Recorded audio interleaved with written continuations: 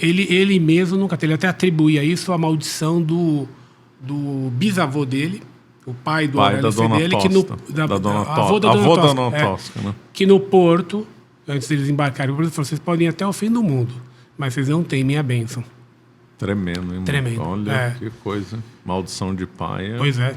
E aí, então, o professor vai começar a lecionar e ele converte muitos alunos.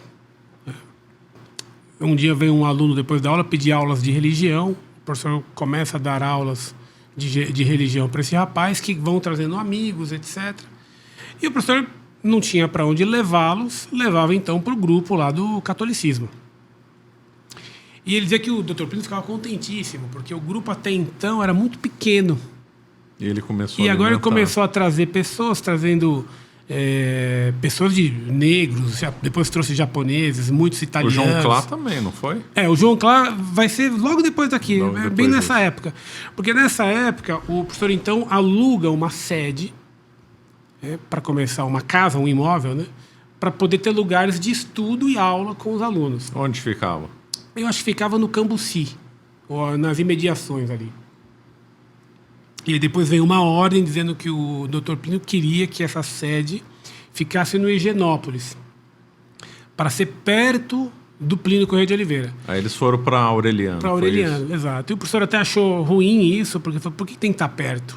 Ele falou: os meus alunos são pobres, eles não vão ter dinheiro para pagar o ônibus. E de fato isso aconteceu. Muita lógica mesmo. O que ele queria era controlar, né? E aí vai ser a sede da Aureliano, que o professor vai ter recordar. Questões das músicas, da cantina Samalô, que com muita cantoria, muita alegria, os moços lá sempre prontos para o estudo, faziam discussões taco a taco, faziam cantorias, assim. Ele falava muito desse grupo. Uma vez ele até falou que o irmão dele, o Marcelo, que você conheceu, que faleceu esse ano, infelizmente. O Marcello era uma grande figura. E o senhor falou: o Marcello, na Aureliano, era um dos mais apagados. Então, imagine o que era aquilo. Né? Aliás, só um parênteses, o Marcello Fedeli, acho que é Marcello, né? Fedeli que se fala. Ele faleceu esse ano, infelizmente. E ele era muito alegre e ele contava histórias curiosíssimas lá do Cambuci. No Cambuci, no Brás, falava Vêneto, né? Vêneto. Tinha tanto italiano do Vêneto que se falava Vêneto lá. Era essa língua mais que o português ali. Porque só um detalhe, 30% do Vêneto emigrou. E para o Brasil, a maior parte esmagadora dos italianos, pelo menos aqui para São Paulo, vieram do Vêneto. Por uma isso. Minoria era do sul da Itália, que era o da Sicília, Calabria. Por isso que os do norte aqui viam com preconceito. Nos Estados Unidos, não. Boa parte foi da Sicília e do sul. Curioso. E como lá na Sicília e no sul já tinha máfia, já tinha uma pré-máfia lá, então eles levaram essa visão lá para os Estados Unidos. Então os Estados Unidos já desde quando o surgimento da comunidade italiana já tinha surgido então uma máfia por causa dessa ligação. Lá foi sul e aqui no Brasil foi norte, do Vêneto, principalmente a maioria do Vêneto. O meu bisavô era de Bérgamo, perto de Milão, ele era da Lombardia. Então a maioria do Brasil foi tudo do norte. Então essa curiosidade. E São Paulo, Vêneto, dialeto Vêneto. O seu Marcelo falava que não sei se é o Marcelo ou a Dona Tosca falava que havia aulas na escola dadas em Vêneto. Antes e não da aula de italiano. Do Getúlio. Claro. Então, aula de matemática, por exemplo, dada. E dava aula em japonês, em Suzano, que tinha colônia japonesa. Os professores davam aula em japonês e colônias alemãs davam aula em alemão. Em alemão, exato. E qual o problema disso? Nenhum. Aí vem o Getúlio e proíbe. Proíbe tudo. Não fala mal do Getúlio, senão vai dar briga aí, Marcelo. Os defensores de Getúlio aí são maiores do que pareciam. Mas então o professor vai começar a converter uma porção de alunos e ele forma esse grupo da Aureliano, que era, a gente era pau para toda obra, né? Era um pessoal muito animado. Ainda aqui, Marcelo, o professor o professor não notava ele ainda não tinha sido colocado no gelo, como ele conta, né? Ele era uma pessoa muito nova em relação às pessoas mais velhas da TFP, vamos chamar assim, né? Embora ainda não chamasse TFP, que ele admirava muito. Ele falava pessoas muito inteligentes, muito capazes, que me ajudaram muito na minha conversão. Pouco tempo depois, ele vai começar a dar aulas em Itaquera. Itaquera ele vai começar em 57, 58. Não, um pouco depois. Já em 63. Em Itaquera, então, como você falou, ali eram colônias, né? Eram muitos japoneses, muitos deles pagãos. Ele, então, vai, no final do ano de 63, vem uma comissão de alunos pedir para ele dar aulas de religião na paróquia, porque a professora a qual ele havia substituído no colégio era quem dava essas aulas de religião. O padre depois reforça o pedido. O professor começa a dar aulas de religião e naquele ano de 64 ele já batiza. Quando eu falo ele batiza, não é que ele batiza. É lógico, né? né? Ele converteu os alunos que foram batizados por um padre na igreja. Se não vem alguém no comentário e fala, não pode. Exato, porque eu falei isso na aula, teve, puxa, mas o professor Orlando batizava? Não. Força de expressão. Assim como eu disse que ele converteu, ele não converteu ninguém, que converte é Deus. Exatamente. É um modo de se dizer. Então já 4 japoneses foram batizados. No ano seguinte, mais alguns dentre eles, 2 tios da minha esposa, 2 tios da Vera, Oscar Nakamura e Jorge Nakamura, que ficaram também católicos. Então, um movimento grande de conversões. E nesse ínterim aqui tem um fato que é muito importante aqui para a nossa história. Em 61, há um congresso organizado pelo pessoal do jornal Catolicismo, que vem 300 e tantas pessoas. Foi em Serra Negra. Então, um congresso... Que ano foi isso? Em 61. 61. Acho que eram 340, 360 inscritos. Pré-Concílio Vaticano II. Pré-Concílio Vaticano II. Vieram pessoas de outros países. Então, foi um sucesso. Nessa época, que fazia parte do grupo da Aureliano, João Clá, hoje irmão senhor João Clá Dias, o fundador e chefe dos Arautos do Evangelho, que fora aluno do professor Orlando, né? E o professor dizia até que ele tinha boa voz, etc. Então, nesse congresso, quando chegaram lá, muita gente, não havia mais espaço no hotel, vieram falar com o professor Orlando, lá, o pessoal mais velho, falou, alguém vai ter que dormir no porão. Eu lembrei dessa história. O porão tinha camadas de poeira no chão. O professor falou, não tem problema, o pessoal da Aureliano, nós vamos para o porão. Né? Então, pegaram os colchões, desceram lá. Falou que depois da primeira noite, o João Clá já arrumou algum lugar para ficar e não ficou mais lá. Ele até ficou desmoralizado, claro, né? Depois ele ficou um tempo fora de São Paulo, em outro lugar, que acho que deram uma remoção para o pessoal esquecer um pouco isso que ele havia feito. E o congresso foi um sucesso. Dom Maier estava no congresso e o professor Orlando teve uma proeminência enorme. Né? Ele tinha aqui 29 anos de idade, 28. Era uma pessoa que falava muito bem. Muito vivo, falava muito com incisivo, muita confiança. Era impressionante, exato. Um carisma enorme. Ele até contava que uma vez acho que foi uma aluna que falou para ele, falou, professor, o senhor fala com muita certeza. Quer dizer, isso a assustava. Ele falou assim, minha filha, imagine que você está perdida no deserto e você não sabe para onde você tem que ir, você vai morrer. E aí passa um beduíno e você fala, escuta, como é que eu faço para sair daqui? Ele fala, olha, eu não sei, viu, mas eu tenho a impressão que se você for para lá... Aí passa um outro, fala, não, eu não estou certo, mas acho que há um oásis por ali, hein? Aí passa um terceiro e fala assim, não, é por aqui. Você vai andar tantas horas e é certeza que você vai chegar lá. Qual você vai seguir? Pois é. Exato. Ter certeza, né, quando você está... Não é uma coisa ruim, é uma coisa boa. Uma coisa boa, exato. É porque hoje nós estamos no império da dúvida. Então todo dúvida. mundo fala, não, eu acho, segundo determinado autor, segundo essa visão. Não, o professor não tinha acho. Não. Ele odiava essa palavra acho. Nossa, ele ficava você agora uma lembrou pera. uma coisa engraçada. Quando eu usei uma vez acho, ele me deu uma bronca, eu falei, pronto, aprendi a lição, não tem mais acho. O que você acha não Ou é interessa. sim ou não. Ou é sim ou não. Ele falava isso. Exatamente, o que você acha não interessa. E ele às vezes emendava: o que você acha vale tanto quanto o que eu acho. Nada. Exatamente, ele fazia muito isso. Exato. Para mostrar que também o que ele achava. Aí eu já aprendi essa valor. lição. É Exato. sim ou não e acabou. E ponto final, exato. E então, no Congresso, ele teve uma grande proeminência, quando no encerramento, nos discursos de encerramento, sempre falavam, todo mundo que ia discursar, falava do Congresso, mas falava do professor de História. Ele disse até que, como havia muitas pessoas que não cabia no anfiteatro, ele procurou ficar no corredor, lá de fora, como alguns foram obrigados a ficar, até porque ele, para evitar esse constrangimento, que eu sabia que ia ser muito citado. Aqui já tem um fato engraçado, né? Curioso, engraçado não, curioso. Seria natural que ele fosse chamado para ser o orador no final, mas chamaram uma outra pessoa que era até gaga.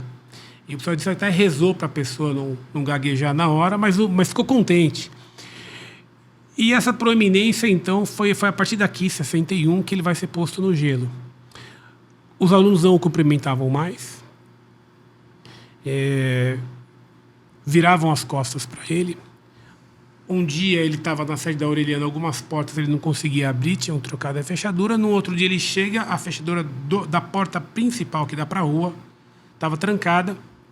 Ele toca a campainha, vem um aluno, abre a portinhola, olha, vira as costas e vai embora. Já estavam fazendo um trabalho contra ele, porque Plínio Correia de Oliveira não queria nenhuma sombra. Ele era um absolutista daqueles, né? O professor Leandro comentava, e pode falar o que ele falava: prefiro ser rei, é muito bonito. Prefiro ser rei de duques e condes do que rei de peões, que era o que o Plínio Correia de Oliveira queria. Queria todo mundo achatado lá e ninguém fazendo sombra. Essa é a diferença da Idade Média para o absolutismo. Exato. Isso é perfeito. Aliás, essa observação é importante, porque as pessoas não sabem o que é monarquia. E hoje as pessoas criticam a monarquia dando argumentos contra o absolutismo. É que não é a mesma coisa. Mas onde já se viu a vontade do rei ser lei? Mas isso não é monarquia. Então as pessoas olham o absolutismo, criticam, e é criticável, claro, né? Onde já se viu a vontade do rei ser lei. Onde já se viu a vontade da maioria ser lei. O erro é o mesmo, né? É o mesmo. O erro é o mesmo. Mas muito bem, voltando aqui ao nosso tema, o professor, então, vai sendo posto de escanteio. Ele atribuía tudo isso, ele sofria muito porque era uma pessoa muito terna. Ele não era convidado para muitas reuniões. Ele, então, resolve... ele vai puxar isso aqui por causa dos meus pecados. Em linguagem atual, ele estava sendo cancelado. Né? Exato, exatamente. É verdade, ele estava sendo cancelado. Exato. E ele convertia os moços iam para a TFP. Depois de um tempo, evitavam-no.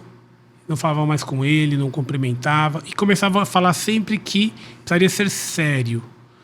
Que o professor Orlando não era sério. Que era muito entusiasmo e faltava seriedade. Bom, mas aí eles confundiram o termo. Uma coisa é dar uma aula com coisas corretas, estar usando a seriedade em dois sentidos. Um é seriedade em tratar um tema com toda a profundidade, dando bons argumentos. Aí é um sentido da seriedade. O outro é você dar uma aula com o cara amarrado, claro, sem rir, sem fazer piada. Uma coisa não tem a ver com a outra. Nada a ver. Você vê a malandragem. Eles usaram um termo com dois sentidos diferentes. Isso. Para explorar. E o primeiro sentido que você deu, que é dar a seriedade, a profundidade, isso eles eram contra, porque eles eram contra o estudo. Havia até um apelido lá na TFP que eles inventaram, eles tinham uma série de neologismos, né? Que chamavam de ploc-ploc aqueles que estudavam. Que eles diziam que não basta ouvir o que Plínio Correia de Oliveira diz. Não tem que estudar. E o professor estudava, e você sabe, Marcelo, mas falava, vocês têm que estudar, tem que estudar. Como ele estudava. E depois nos incentivava a estudar. Os livros dele eram todos rabiscados. Olha, Marcelo, tinha lá aqueles garranchos dele. A letra dele. Agora nós estamos organizando a biblioteca dele, né? Tem um livro de esoterismo desta grossura, que está em italiano.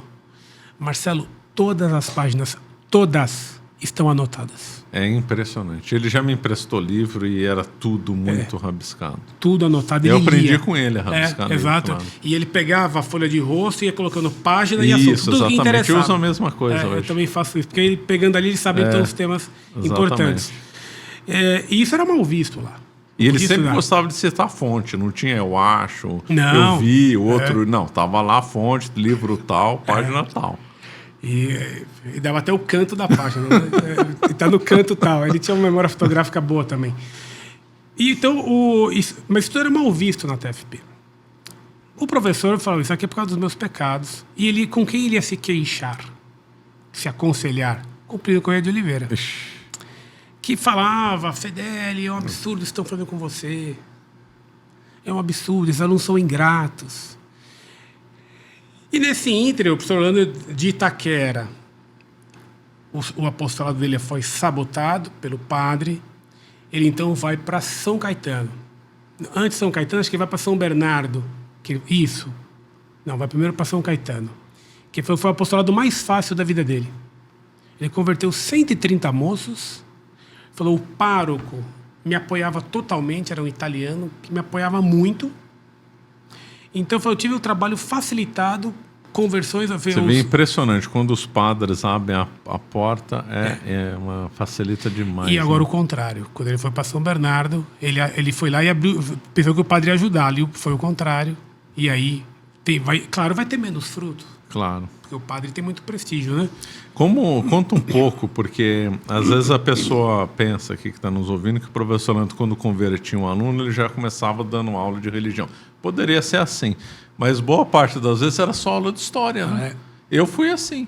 Quando ele começava, o professor Orlando dava aula de história, ele não me deu nenhuma aula de religião até eu me converter para valer. Porque quando na aula de história já mostrou de modo flagrante a luta entre o bem e o mal, a ação dos maus contra a igreja defendendo o bem, você já fica convencido. Sim. Pronto, acabou. Por isso que no colégio, quando ele terminava o Egito, os alunos já tinham se convertido. Isso é uma coisa que ele sempre comentava. Ele sempre comentava. Ele não tocava no credo, em falar nada de religião, só aula de história, as pessoas já se convertiram. Exato. Eu fui assim. Marcelo foi assim. Eram duas questões aqui que são interessantes, Marcelo. Isso que você falou, ele não começava ensinando o catecismo, a não ser que o aluno pedisse. Ele não começava abordando temas religiosos, mas Deus estava sempre presente na história, porque ele sempre dizia, aquele que não entende a luta dos filhos da Virgem, da descendência da Virgem contra a descendência da serpente, que é a luta que Deus pôs na história, esses não entendem história. Você vai ter pessoas especialistas em pequenos recortes que não têm visão alguma de conjunto, não entende nada e não entende o porquê. Aí vai inventar uma série de pretextos para o que move a história. Não, é a luta de classes, o que vai mudar ou são os interesses pessoais, né, ou os interesses baixos das pessoas, etc. E depois um outro aspecto também que é bastante interessante, além desse, você pega quando ele ia... Eu viajei algumas vezes com o professor, quando ele ia dar aulas em outros lugares, Curitiba, Campinas, etc. Quando você conheceu ele? Conheci ele em 91. Ele se aposentou em 92, mas ele não foi meu aluno no colégio. Seu professor, né? Não foi meu professor, eu não fui aluno dele no colégio. Ele dava aula para outra turma nessa época, já estava em fim de carreira. Quem fez apostolado comigo e me apresentou o professor Orlando foi o André Palma, né? Hoje marido da professora Laura. E, paralelamente, é uma história curiosa, eu era da classe do André no colégio, ele fazia apostolado comigo. Mas ele nunca tinha me falado ainda do professor Orlando. E um colega meu de infância, um dia, eu conversando com ele, no bairro onde eu morava, a gente começou a falar de religião, etc. E ele me falou uma série de argumentos. Eu falei, olha, chamava Sandro, né? Eu falei, Sandro, eu tenho um amigo que vai nesse lugar que você vai, porque ele me fala coisas muito parecidas com o que você está me dizendo. E aí ele me convidou para ir lá no dia seguinte. Era um sábado, ele falou, no domingo eu vou lá, você quer ir comigo? Eu falei, eu quero. Isso era em 91, em agosto. Quando eu cheguei lá, eu dou de cara com o André. E ele falou para eu estava para te chamar para vir aqui. Né? Então eu conheci o professor Orlando, eu tinha 16 anos. E ele, naquela ocasião, ele deu uma aula e falava do Yeltsin. Na época o Yeltsin estava... Nossa! Eu me lembro, o Yeltsin pegava manteiga com as mãos para se servir. Ele lembra ele contando isso. E agora veja que curioso, quando chegava alguém novo, todas as atenções dele. Ele fala, quem é mais novo tem... Então, o que Sim, você quer saber? Isso era a regra. Qual é era a sua assim mesmo. dúvida? Né? No que eu posso... Que dúvida? Faça qualquer pergunta. Né? O que você quer saber? O que você gosta, etc. Isso eu me lembro perfeitamente. Se a pessoa gostava assim. de arte... Ele já ia pro gótico. Ele ia pro gótico, ia dar um curso isso de aí. arte, etc. Se a pessoa gostava de história, da Segunda Guerra Mundial, ele fala de Segunda Guerra Mundial. Se a pessoa gostava de Idade Média, ele ia falar da Idade Média. Se a pessoa gostava de história contemporânea, história do Brasil, ele ia falar, ele se doava. Né? Ele se Isso doava. era impressionante. Isso é mesmo. impressionante. Ele sempre falava, né? Aquele que salva a alma do outro está salvando a sua própria. Isso. Baseado em Santo Agostinho. Em Santo Agostinho. Ele sempre falava. Exato. Isso. Ele sempre... Isso para ele era... Ele viveu para isso. Eu me lembro uma vez que a gente fez uma campanha grande sobre contra o aborto e contra o uso de células-tronco, etc. E agora, amanhã Você já vê, vai começar a o votação. Supremo aí, puxa, bandidos, né? Porque vai aprovar uma coisa Vai aprovar. que Isso aí já a tá. população toda é contra. Se fizer um plebiscito, 90% seria contra o aborto. E atravessou o Congresso. Né? E atravessou o Congresso, que está se opondo, aliás, né? Quer dizer, é uma coisa de louco. Coisa de doido, Então a gente vai né? aprovar uma coisa que, de fato, o país é contra, mas porque está na agenda vai ser aprovado. Mas então, veja só. Naquele momento, eu lembro que o professor foi convidado, foi até um momento de uma certa... E agora o que a gente vai fazer? Né? O professor atacava muito os carismáticos. Atacava muito Canção Nova, Padre Jonas Antes, Abib. aí nós vamos entrar nas polêmicas. Quer tomar uma garrafa, um pouco de vinho? Quero sim. Rafael, as propagandas. Então, aqui nós estamos mais ou menos no meio do caminho do nosso podcast. Então, aproveitando aí para comentar que hoje é um oferecimento do nosso podcast do Biway, Escola de Idiomas, do Jonas Bressan, que está fazendo aniversário hoje. Não deixe para depois aprender o idioma que move o mundo. Ou infelizmente, né? Mas todo mundo tem que aprender inglês. Também temos aí com o curso Refutando o Marxismo. Aliás, eu lancei o livro ontem. Quem comprar o curso até amanhã ganha um livro de brinde. E também Escola da Verdade Histórica também. Quem comprar até amanhã ganha o livro de brinde. Então vamos lá. Então aproveita aí, dá uma pausa, André, toma o vinho. Vou com pegar calma. um pouquinho mais de água aqui também. Vamos aqui ver algumas perguntas.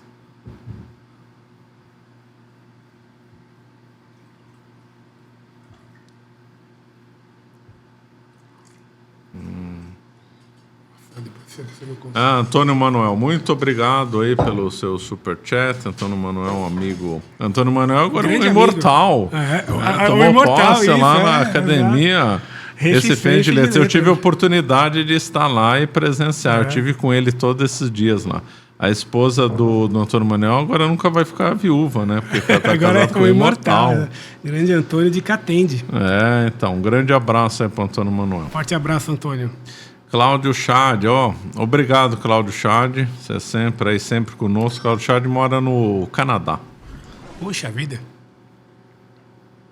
O Cláudio Chad se conheceu lá em Brasília, então ele comenta o seguinte: não vou poder assistir ao vivo, mas passo aqui para compartilhar que conheci o professor Orlando em Brasília em 2005. Olha aí. E os frutos do apostolado dele em Brasília estão mais vivos do que nunca. Sou muito grato a ele. Muito obrigado, Cláudio. Muito bom. O professor viajava muito, né? Viajava bastante. Esse é um capítulo da vida dele que o professor Orlando que vai dar muita projeção depois para ele vai ser o advento da internet. Então, estou dando um salto, né? Depois eu queria tratar um pouco como ele saiu da TFP. Vamos para as polêmicas. Mas exato. Então já pode falar com a primeira, vamos falar entre aspas, briga com a TFP. Exato. O professor ficou 20 anos na TFP, 30 anos na TFP. 20 anos dos quais no gelo. E as pessoas muitas vezes falam, Marcelo, mas peraí, como é que ele fica 30 anos num lugar e não descobriu que aquilo era uma seita? Essa é uma pergunta que eu já vi uma pessoa falando para ele. Exato, é recorrente. Mas aqui a pessoa que faz essa pergunta, claro, é uma pergunta que faz sentido, mas ela não resiste a uma análise um pouco mais aprofundada, porque é preciso saber como funcionam as sociedades secretas. elas de fato são organizadas para esconder aquilo que elas realmente são, para ter uma fachada de atração, no caso da TFP, uma fachada católica, para poder atrair aqueles que se interessam por ideias mais conservadoras, que são católicos, que são contra o comunismo ou o modernismo, etc. E o professor nunca foi um entrosado na TFP, ele não era convidado para as grandes reuniões. Ele começou, é verdade, a notar coisas estranhas. A coisa vai piorar, Marcelo, a partir de 75, que é quando o Plínio Corrêa de Oliveira tem um acidente de carro e o João Clá, então, virou o enfermeiro dele. E aí a TFP vai se descaracterizar de vez. Foi nessa época que guardaram os ossos dele como Isso, relíquia. exato. Os ossos são um pouco depois. Acidente, colocaram flores. Isso, o lugar de acidente virou um lugar de peregrinação, etc. E o professor, vendo tudo aquilo, ele achava, isso aqui é coisa do João Clá. E era muito ingênuo, até ele fala. Depois de um tempo, para fazer a história longa curta, quando em 79, o professor aqui já em 72 foi dar aula na Água Rasa, perto aqui da Moca, onde ele foi converter muita gente, que ele elogiava muito esse grupo da Água Rasa, que é da onde vem o pessoal, o grosso do pessoal com quem ele vai fundar a Monfort, foram alunos dele ali na Água Rasa. E ele conta, então, que em 79 ele começou a descobrir algumas coisas, já tinha tido uma denúncia feita por uma família francesa que mandara o filho passar um tempo aqui na TFP. O filho voltou, era garoto, voltou fanatizado pelo Plínio Corrêa de Oliveira. E depois, em 79, o professor recebe a visita de 3 alunos que não apareciam já há um certo tempo, né? Vieram à casa dele e ficaram conversando. Em dado momento, um deles vira para um outro e fala: vamos abrir o jogo com o professor? Fala: vamos. E eles começam a contar, então, tudo que era feito na TFP, todas as críticas, as calúnias, a política que havia contra ele lá, tudo que o João Clá fazia, etc. Ficaram até 5 da manhã conversando. O Plínio Corrêa de Oliveira, quando percebeu que o professor Orlando estava descobrindo essas coisas, ficou desesperado. Ele, num único dia, ligou 4 vezes para a casa do professor Orlando para tentar falar com ele. Porque ele queria saber até onde ele tinha sido descoberto. O professor Orlando, como ele achava... Ou seja, não ligou para pedir perdão. Não. Ligou para saber até onde. E mais, falou... Ir, Fedeli, fala: Fedeli, para de fazer tudo que você está fazendo e me escreve um relatório com tudo que você sabe. Ele queria saber até onde o professor descobriu. Se ele tinha descoberto a Sempre Viva ou não. Isso. Os alunos falaram da Sempre Viva nessa ocasião? Acho que ainda não. E aí, depois de um tempo, um aluno do professor vai visitar um ex-colega que tinha ido para um êmbrio. A TFP fundou uma espécie de ordem religiosa. Eu conheci uma pessoa desse, não vou falar nome aqui, mas totalmente destruída, impressionante. Eu também não estou falando os nomes. Melhor não. Mas eu me lembro disso. As pessoas ficavam fanatizadas, Marcelo. Fanatizadas. Veja você que quem compôs a ladainha de Dona Lucília foram 2 alunos da Água Rasa, desse pessoal que o professor tanto admirava, esses alunos. Que coisa. Mas ficaram fanatizados a ponto de escrever a ladainha. Aliás, a ladainha é uma coisa curiosa, porque quando o professor foi falar com o Plínio Corrêa de Oliveira, ele falou da ladainha. O Plínio Corrêa de Oliveira foi em meados de 79. E o Plínio Corrêa de Oliveira disse para o professor Orlando: não conheço essa ladainha. Ora, no livro que a TFP escreveu para refutar o professor Orlando, livro no qual eles falsificam os escritos do professor Orlando, atribuindo ao professor frase que foi dita pelo Plínio Corrêa de Oliveira.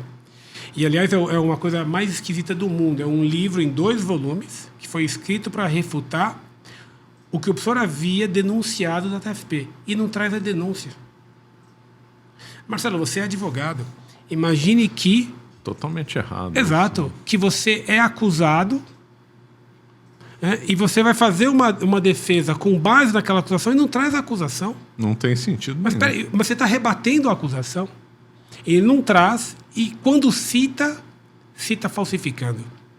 Mostra o livro, né, que o professor escreveu. Exato. Enfim, aqui o último livro que o professor vai escrever sobre a TFP é esse, né, que eu vou tratar daqui a pouco. Que ele vai... Agora, o livro que ele então, conta... Isso que eu falar, esse não está aqui, né? Esse aí vai ser lançado. Ah, que bom, ótimo. Um dia, um jour. Esse eu li. Exato. Isso aqui ele escreveu até um certo ponto e a gente tem a ideia de terminar essa obra. Mas aqui, então, olha que curioso. Nesse escrito, né, Refutação a uma investida frusta, do Átila Guimarães, eu li. Ele diz que o Plínio Corrêa de Oliveira e que ele que teve acesso à ladainha no final, entre o final de 78 e o começo de 79. Ora, como é que em meados de 79, o professor falando com o Plínio Corrêa de Oliveira, que era inerrante, diz: eu não conheço a ladainha? Sendo que o livro, depois do Átila, diz que... E agora, mais ainda... O João Clá também, no Prestosum, que era uma dessas sedes da TFP, comentou da ladainha e disse que a ladainha foi revisada pelo Plínio Corrêa de Oliveira, que corrigiu, mandando tirar as invocações à Dona Lucília, que eram mais azedas, não, mais exageradas. Que eram duas. Uma é Mãe do Jeitinho... e outra, Manguinha. Então, essas duas invocações, Manguinha e Mãe do Jeitinho, foram tiradas. Então, olha só. Para o João Clá, o Dr. Plínio diz: tira essas duas invocações. Só. Corrige isso aqui.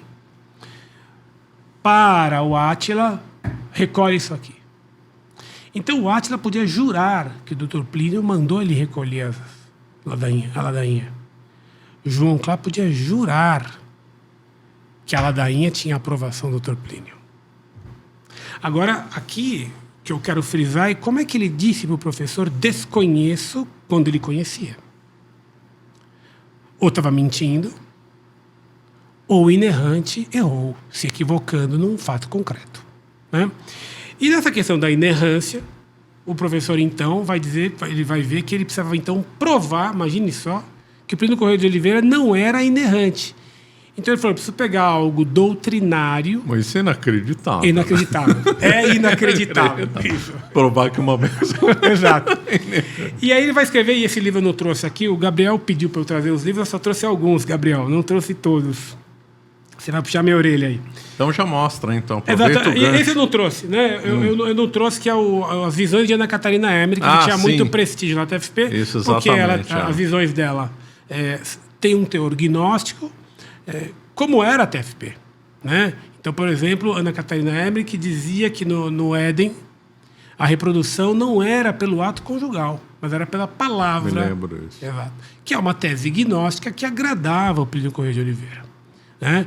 Então, isso aqui, ela tinha prestígio lá. Então, o professor vai se licenciar do colégio. Naquela época, o Estado continuava pagando os professores que se licenciavam para fazer um doutorado. Ele vai, então, fazer seu doutorado na USP. Um livro onde ele cita quase 1000 obras. E a parte do idealismo alemão é sensacional desse livro. Se alguém aqui que está nos ouvindo não vai ler o livro todo, que eu leia a parte do idealismo alemão. Leia pelo menos, exatamente. Que realmente as fontes é brilhante. Do romantismo ali alemão, tá. As origens do romantismo alemão. A origem do romantismo alemão, exatamente. É espetacular. A explicação que o professor dá de Jacob Böhme e do pietismo ali está cristalino. Cristalino. Então, e aí, o professor, então, vai pedir para falar com o Plínio Corrêa de Oliveira. Ele ficou mais de 1 ano esperando para ser atendido. Primeiro mandaram um professor chamado Dumas para tratar com o professor Orlando. E eles, nas conversas, o professor o derrotou, né? E ameaçava o Dumas. O professor era muito brincalhão. Olha, eu vou fazer uma balada para você. Viu? Ele chegou a escrever a balada, se eu não me engano. E depois de muito custo, o Plínio Corrêa de Oliveira vai atendê-lo e pedia para gravar as conversas. O professor falou: pode gravar. Né? Claro. E foram, acho que, 6 ou 8 encontros. O professor do livro trata com detalhes. Né? o Plínio Corrêa de Oliveira queria tratar das questões pessoais, né? Isso aqui antes, nas tratativas com o João Clá, e o professor dizia, eu não quero tratar de questões pessoais. O que fizeram para mim não tem importância, eu quero tratar de princípios. Né? Isso era uma coisa clara nele. Exato. Ele não brigava com... o importante para ele era o ponto doutrinário. O ponto doutrinário. Claro. Uma coisa vez, pessoal vinha secundário. Exato. Uma vez o João Clá, para ver, aqui a gente precisa entender como funcionava o modus operandi desse pessoal. Eles usavam muito de restrição mental, né? Que depois o professor Orlando vai falar com o Dom Maier vai dizer, essa restrição mental se não que me eles... engano, só para não perder o gancho, se não me engano, o professor Orlando falou que no auge assim, dessa coisa, eles começaram a querer enlouquecer o professor, falando que tinha coisas que o professor... por exemplo, tem um vinho aqui. Eles falam, não tem um vinho aqui. Olha, você lembra disso? Isso eu não lembro, que curioso. Ele falava hein? isso. Que no auge da coisa, eles começaram, pegava 3 ou 4 conversando com ele, aí tomavam uma água, eles falavam, mas isso aí não é água, professor Orlando. Que coisa de louco. Eu lembro dele falando isso. Tentaram enlouquecê-lo. Enlouquecê-lo. Você vê. E aí então o João Clá vai procurar um dos alunos, às vésperas da conversa, quando o clima já estava bem ruim, um desses alunos que o professor convertera da Água Rasa. E esse aluno então fala, poxa, mas o professor Orlando está sofrendo uma grande injustiça aqui na TFP. Isso que estão fazendo não está correto. E agora, atenção, o João Clá diz para esse aluno do professor Orlando, você nunca me ouviu falar mal do professor Orlando. Eu nunca falei mal dele no Prestosum. Prestosum era uma das sedes da TFP. Quer dizer, ele não respondeu a questão. Quer dizer, você nunca vai ouvir falar mal? Não é isso que eu estou tratando. Você fala mal para mim, não interessa. Está falando mal, está fazendo campanha. Então eu vejo a sutileza. Isso chama-se restrição mental. Né? Para a pessoa tentar desviar sem mentir descaradamente. Depois dessas conversas, então, até nas conversas o professor Orlando saía otimista. Ele era um otimista nato. Ele saía... ele era muito otimista. O professor Orlando era de um otimismo impressionante. Que beirava a ingenuidade. As conversas eram sempre de madrugada. Ele dizia que era um calor infernal, era numa salinha. Tudo feito de propósito, claro, né? Para derrubar a pessoa. Derrubar psicologicamente. E o professor saía de lá contente. E ele contava que tinha um aluno que esperava ele lá embaixo. Eu evito dar nomes, né? Claro, como eu evitei dar nome de todos, não dou desse aqui, mas... que quando o professor descia, contente, ele fala, professor, ele está enganando o senhor.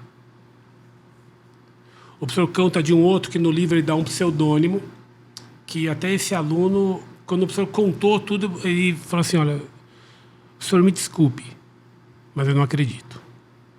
E o professor diz, eu repreendi o meu aluno em público, dizendo assim, como é que você, diante de uma evidência, nega que a coisa está sendo resolvida? E ele falou que ele ficava balançando a cabeça, e o professor falou, e ele tinha razão. O doutor Plínio estava enganando o professor.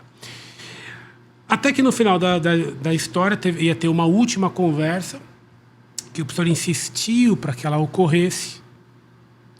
E aí não marcaram, e aí depois deixaram, acho, um recado para o professor, uma coisa bem assim. E aí, então, quer dizer, o professor não ficou sabendo que ia ter reunião. E aí, nesse dia, o Plínio Corrêa de Oliveira chegou no horário e ficou lá esperando, para poder dizer, ele não apareceu para conversar. Né? Isso foi em 83, em maio, então ele sai, dia 31 de maio ele funda até a Montfort. Ele consagrou o grupo a Nossa Senhora, que é um costume que nós temos, né, fazer a consagração segundo o método de São Luís Montfort. E a Montfort, então, era um grupo pequeno de pessoas. E comenta o Dom Maier aí nessa Isso, Dom Maier já tinha se desligado, tinha rompido com o Plínio Corrêa de Oliveira. Que época? Um pouco antes do professor, deve ter sido no final da década de 70, começo da década de 80. Ele disse aquela frase, foi 20 anos, eu fui enganado. Fui enganado. Então o professor queria falar, mas o Dom Maier estava em Campos e vinha às vezes a São Paulo e ficava hospedado aqui na Santa Generosa, porque o padre aqui, o cônego Paini, sobrinho dele. E o professor tinha falado com o Monsenhor Silvio, que era cura da Catedral da Sé, muito amigo do professor Orlando, que queria falar com o Dom Maier. E uma vez, quando o Dom Maier veio a São Paulo, o Monsenhor Silvio tinha uma voz rouca. Você chegou a conhecer? Eu não conheci ele, Um infelizmente. confessor excelente. Orandu, o homem tá aí. E desligou o telefone. E o pessoal foi falar com o Dom Maier. E Dom Maier falou, né? O Plínio me enganou. E falou também que essas restrições mentais, isso é pura mentira.